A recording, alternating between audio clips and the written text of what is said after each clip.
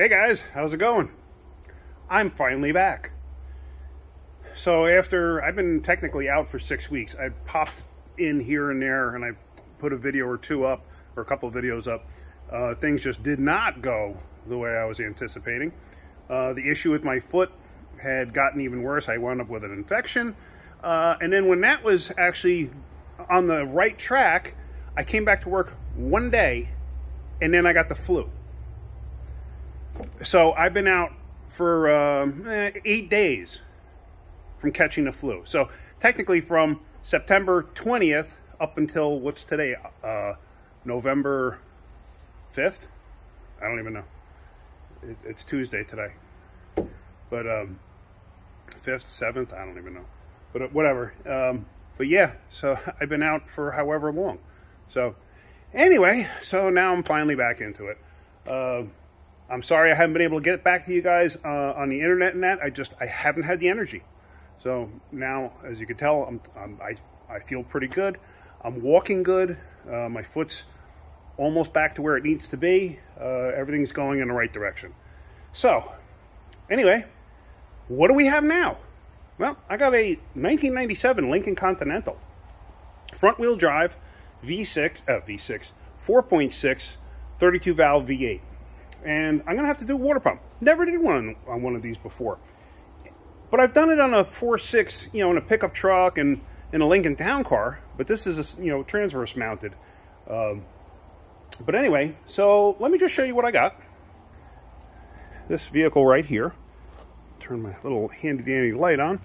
And the water pump is down inside there. And as you see, the belt is no longer in existence. It shredded away. I can't get my hand down there, but the water pump itself seized up.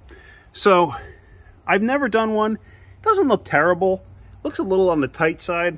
Obviously I got to take this bottle out and I'm going to disconnect the battery. I'm going to pull the alternator out to give myself a little room.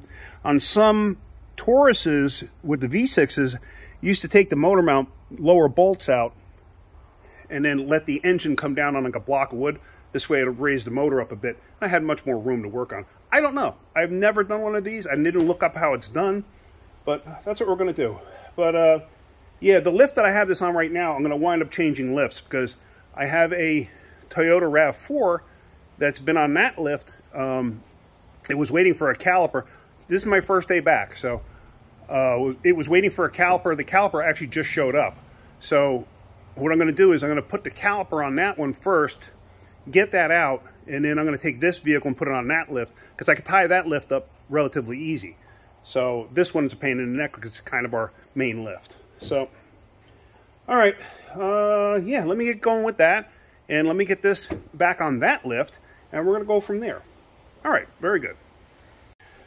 All right, so we got them swapped around on the lift, and I just started taking it apart. Let me just show you real quick what we got. So here, what I did was I took the upper hose off and I moved it to the side. Like I said, I've never done one of these before, so you're learning with me. So now I took the 2 bolts out that hold the power steering reservoir in. I'm going to move this out of the way. I didn't even look this up to see how this is done. I did disconnect the battery, step 1 on this, because I'm going to be taking the alternator out. Now, I'm assuming, just looking at this, there's a 10mm stud bolt, something like that up here. Might be another one down there, I don't know. So one hose here, a hose here.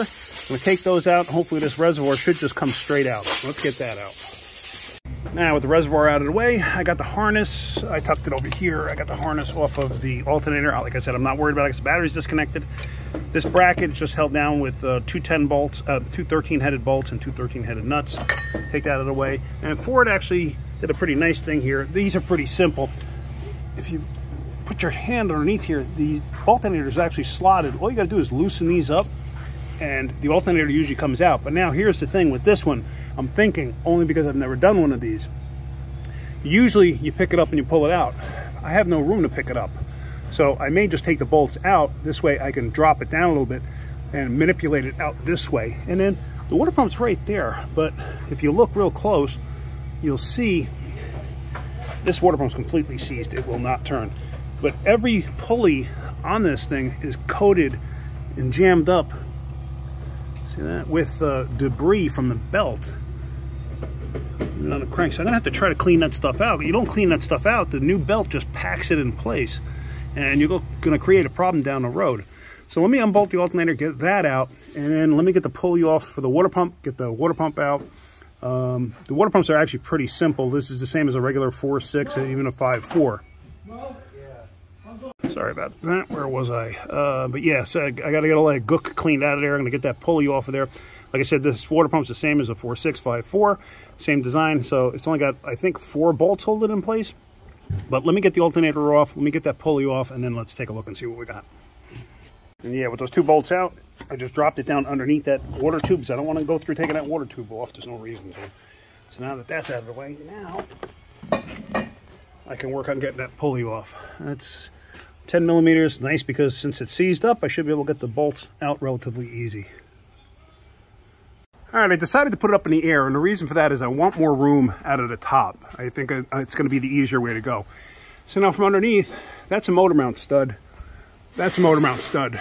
So what I'm going to do is I'm going to take the 2 nuts off, and I'm going to get a big block of wood and put it underneath the pan there. I'm going to let the vehicle down onto that so it pushes the motor up. And thus, with the motor being pushed up, it'll give me a little bit more room. You got to be careful when you do something like that. You don't want to put so much pressure, and then you bind the motor up and you crush the pan. I've seen people do that.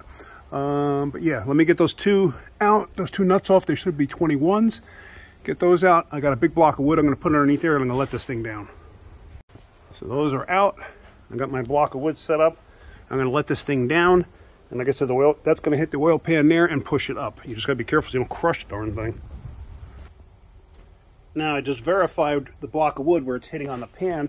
So now when I let this down, the car should go down, so the motor and that should stay right where it is. So it's going to pick it up. I only want to pick it up a little bit. You don't want to go crazy and like try to push it up through the hood, but you want to try to get a little more room. It'll help you get down there and get access. So let's see.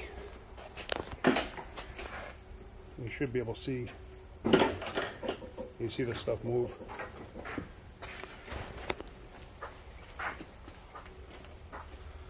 And there, see how much more room that gave me? So now I could probably zip tie this out of the way or something. But yeah, so that gave me plenty of room, and I can go a little bit more if I wanted to. But you want to be careful, because you can break stuff, you can hit stuff. You don't want to do that. So right now I'm happy with that, so I'm going to leave it like that. Let me get that pulley off, let me get that pump off, and we'll go from there. And so there, the pulley's off. All the bolts are out of the pump. There's only 4 bolts. I mean, they're pretty simple. And let's see, should just dry out. They're already cracked free. I may have to put the camera down and do this. Yeah, I'm gonna probably have to put the camera down to do this, just because you got to be finessed a little bit, because it actually fits in like a receiver groove. This thing should have an O-ring on it, if I'm not mistaken.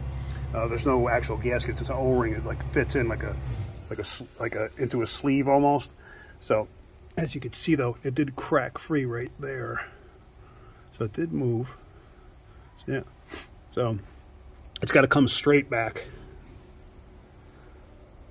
And there you go. You know, like I said, there was just an O-ring on there. And as soon as I pulled it out, of course, all the coolant poured out. And I missed a bucket. No big deal. I just have to clean that up. So pump comes out. So now I gotta just wipe that out. There's no reason to go over that with anything. You just want to make sure that you don't have any bad gouges or anything like that. Everything looks fine. So what I'm going to do is just clean that out, wipe it down. You don't need to sand anything. You don't need to put silicone or anything like that. Let's see. Then I want to change these pulleys. I'm going to change the tensioner pulley, and I'm going to change the idler pulley. Then I got to clean off all these other pulleys. So let me get going with that. Tensioner came out pretty easy. It's just a Torx head right there that goes into that receiver cup there. Take that out, and the whole thing just slides right out. This way I could change that pulley. I'm going to change that pulley, and I'm going to clean all the other pulleys out while I'm at it. Let's see. Anything else special? No, nothing really special. It's pretty simple and straightforward. It's really not, this really is not that difficult. What do I have into it right now? Grand total, I don't know, 25 minutes? It's really not difficult. So, all right, let's just keep going and get this done. All right, well, I got the pulleys all nice and cleaned out. See, that's about as clean as I'm going to get them. The top one was a pain in the neck because I basically had to hold a screwdriver in the slots and then take a pry bar in the spokes there and rotate it around, and just that was time consuming. As you can see on the AC down there, I wound up going underneath and I used a wire wheel in it, and I was able to clean it up that way. And then I ran into a problem. Oh, actually, wait. First, the crank, what I did is I started it up and I shoved the pick in there and cleaned all the gunk out of there. I'm going to do one final blow air around it and just get the remaining crap out of it.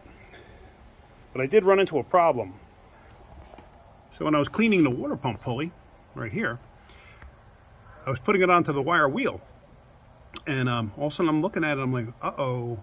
When the water pump seized, this pulley's aluminum. Check this out. If you look close, can you see how it's almost distorted here? And if you look, it's not square anymore. See how it's ramped down towards my thumb? Yeah, it's actually, it must have, this thing stopped and the belt was spinning on that, overheated it so bad it actually started to fold it over. So this pulley is no good. So now I'm going to try to find one. I looked through vehicles that we had here because we have a few Ford cars, we have a Lincoln Town car, but they're all rear wheel drive with a 4.6. They're different. They're driven off the backside. The belt drives off the front side. You know, it's got the grooves in it. So now what? There's no listing at the parts stores. Now I'm going to try to see if I can't get a hold of Ford and see what they say. I got a funny feeling it's obsolete considering the age. Anything older than 10 years with Ford, if it's an oddball part, it's usually obsolete. So, and of course I can't read I can read numbers on here, but none of these numbers correlate to anything as a part number.